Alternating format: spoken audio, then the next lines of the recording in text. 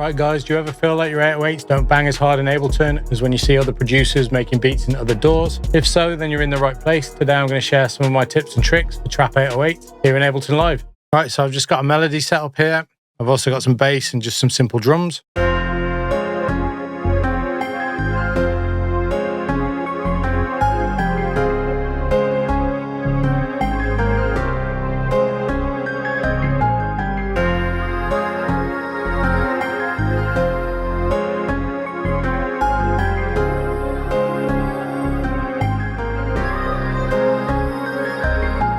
Now, the first thing that you need to do is make sure that there's room in your frequencies. As you can see, I've got a bass here, so I'm just going to mute this, as this will only play when the 808 isn't playing, as they kind of take up the same frequency range. The next thing I like to do is just go through each of my individual instruments and just add a high pass to them. So as you can see here on this piano,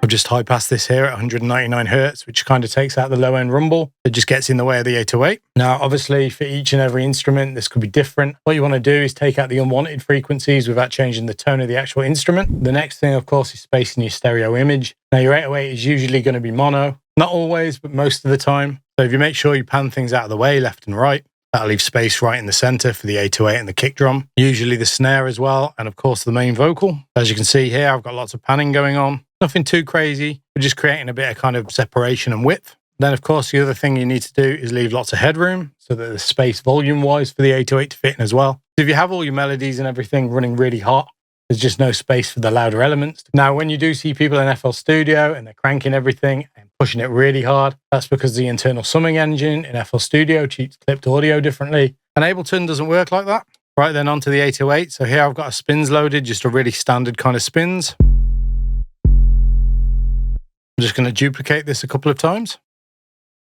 Mute these ones, and I'm just going to put in a really simple pattern here. This is just so we can compare a before and an after. So I'm just going to set this one to one shot. We'll put in a really simple basic pattern.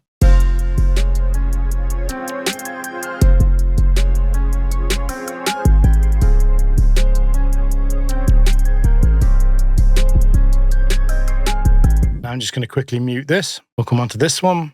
For this one here, I'm just going to keep it set to classic. Now, the difference between classic and one shot is just with classic, you have to hold the note down. The minute you stop, it stops. All I'm going to do is just drag out a note on the original note of the sample. Let me just solo this for a second. So as you can hear, just one simple note. I'm just going to quickly turn off this utility. I kind of have this here as a kind of automatic kind of gain staging kind of idea, just so that I run safe and I don't ever run too hot.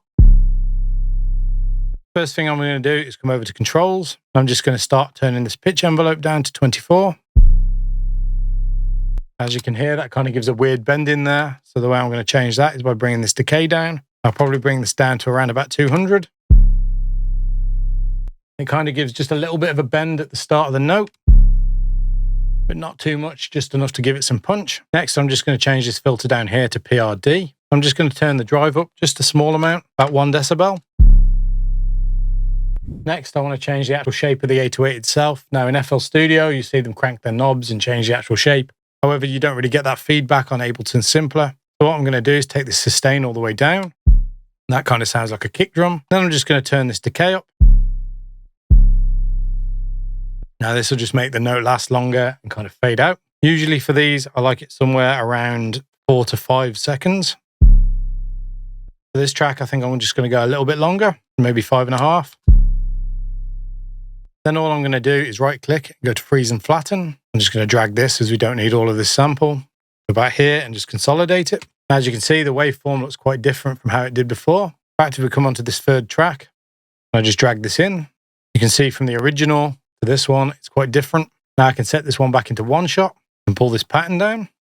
And we can delete this track here in the middle. So here's the new one. And here's the old one. As you can see, so far, it mostly just affects the shape. On this new one, we're just going to load in an audio effect. Now, this is a stock Ableton effect called Drum Bus. So before and after. Now, all I want to do here really is just turn this transients up just slightly, just to give it a bit more punch at the start. Then I'm just going to load in a second audio effect called Raw. Now, this is a great saturation tool that can really help your 808s punch through the mix. So just to show you what Raw does, I'm going to show you some more extreme settings than I would actually use. So I'm just going to turn this drive up to about 3. As you can see, it already bangs harder. I'm just going to turn this up here. Let's go really extreme with this. I apologize if this comes through really loud. I will try and sort it out in post. As you can see, this adds the distortion. Now this tone here kind of picks where you add the distortion and how much. So if I pull it down, it adds it to the full spectrum. And if I turn it up, as you can see here, it just kind of adds it to the middle. So what I usually like to do is pull it down just a little bit, maybe to around about 20%. Now, obviously we wouldn't have this amount anywhere near this high. It'd probably be more down kind of around 10%. Turn the drive down just a little bit as well. And then this bias here actually affects whereabouts on the frequency spectrum. So if you take it to the left, affecting the lows. If you take it to the right, it's affecting the highs. Usually somewhere in the middle or just slightly below works best. So here's before. Here's after. Obviously the second one's a little bit louder, and I don't just want to show you the differences in volume. But let's gain match these. Bring this down to about minus 10.5. This should be about the same. So before and after. And then the final stage to make it punch is just some soft clipping. Now, Ableton doesn't actually have a dedicated soft clipper, but you can use the glue compressor. So if you turn the range all the way down to 0, that'll mean it's doing no compression at all. And just set it to soft clip here. Then if we use this makeup knob here and just push it harder, I'll push it more into the soft clipper. So before, after. This is actually 0.5 decibels lower in volume now. Now, personally, I don't actually like using the glue compressor. So I'm just going to pull in the initial audio clipper. Now, this is actually completely free. And usually I don't really need to do too much to the settings. So as you can see, there's not too much to it. The 808 bangs pretty nicely now. So I've just gone ahead and added a kick drum. This is just mostly following the pattern of the 808. Just blended the levels a little bit as well. And here's how they sound together.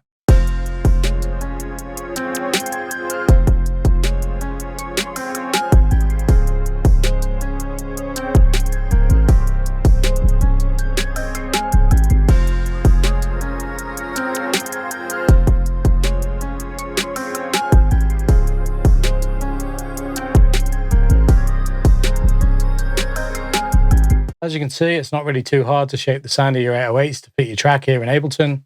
Hopefully this has helped you out, and I'll see you in the next video. Until next time, I've been SK. Peace.